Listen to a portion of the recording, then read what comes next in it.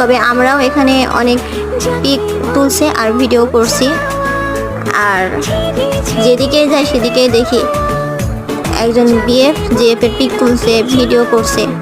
এটা দেখে তো আমার আর আমার ফ্রেন্ডের আফসোসের শেষ নাই। তো যাই হোক, আমাদের বিএফ না থাকলে কি হবে, আমরা আমাদের জন্য যথেষ্ট। আমার ফ্রেন্ড আমার পিক ভিডিও তুলছিল আর আমি আমার ফ্রেন্ডের পিক ভিডিও তুলছিলাম। তো এখানে এই কুষ্টা পৌরসভায় এসে দেখলাম যে কিছু ঐতিহ্যবাহী কারুকাজ, আর এখানে কিছু একটা লেখা ছিল কিন্তু আমার পড়ার মতো সময় ছিল না, তাই পড়তে পারিনি।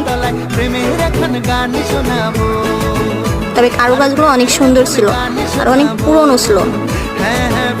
দেখো কি সুন্দর কারুকাজ।